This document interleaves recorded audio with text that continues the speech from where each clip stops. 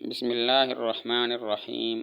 7واں سبق ہے کلی اور جزئی کی بحث۔ مفہوم کہتے ہیں جو ذہن میں آئے۔ مفہوم وہ چیز ہوتی ہے جو ذہن میں آئے۔ اس کی دو قسمیں ہیں، کلی اور جزئی۔ کلی اس مفہوم کو کہتے ہیں جس میں شرکت ہو سکے، یعنی وہ کئی چیزوں پر صادق آئے، جیسے آدمی، کہ یہ زید عمر بکر سب پر صادق آتا ہے۔ تو جن چیزوں پر کلی صادق آتی ہے وہ کلی کے جزیات کہلاتی ہیں۔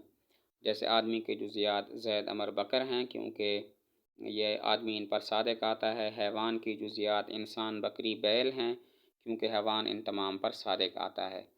اور جزئی اس مفہوم کو کہتے ہیں کہ اس میں شرکت نہ ہو سکے، یعنی وہ ایک ہی معین چیز پر صادق آئے، جیسے زید، یہ صرف ذات زید پر صادق آتا ہے اور کسی چیز پر صادق نہیں آتا۔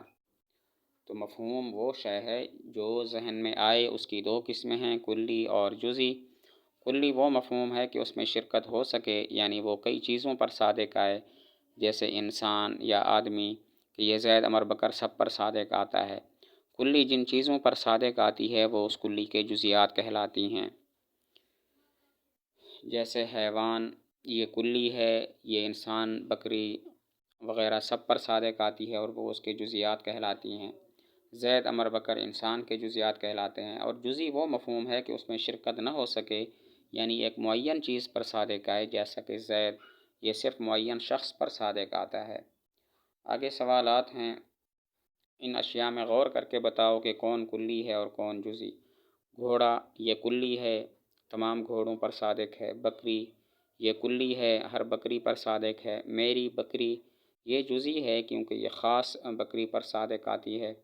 زید کا غلام، یہ بھی کلی ہے کیونکہ زید کے کئی غلام ہو سکتے ہیں۔ سورج، یہ کلی ہے کیونکہ یہ کئی چیزوں پر صادق آتا ہے جو ذہن میں ہیں۔ ذہن میں سورج کے کئی افراد ہیں تو کئی افراد پر یہ صادق آ سکتا ہے۔ یہ سورج، یہ جزئی ہے کیونکہ جب یہ کے ساتھ اشارہ ہو گیا تو وہ خاص بن گیا۔ آسمان، یہ کلی ہے، ذہن میں کئی آسمان ہیں تو ان تمام پر یہ صادق آ سکتا ہے۔ جب یہ کہیں یہ آسمان تو پھر یہ جزئی ہے کیونکہ یہ خاص ہو گیا۔ سفید چادر، یہ کلی ہے کیونکہ کئی سفید چادروں پر صادق ہے۔ سیاہ کرتا، یہ بھی کلی ہے کیونکہ بہت سے کرتوں پر جو سیاہ رنگ کے ہیں ان پر صادق ہے۔ ستارہ، یہ کلی ہے، کئی ستاروں پر صادق ہے۔ دیوار، یہ بھی کلی ہے، ہر دیوار کو شامل ہے۔ یہ مسجد، یہ جزئی ہے کیونکہ یہ کی وجہ سے وہ خاص ہو گئی۔ یہ پانی، یہ بھی جزئی ہے کیونکہ اشارہ ہو گیا کہ مخصوص پانی مراد ہے۔ میرا قلم، یہ بھی جزئی ہے کیونکہ جب اس کی نسبت خاص شے کی طرف ہو گئی، ذات کی طرف ہو گئی تو یہ جزئی بن گیا۔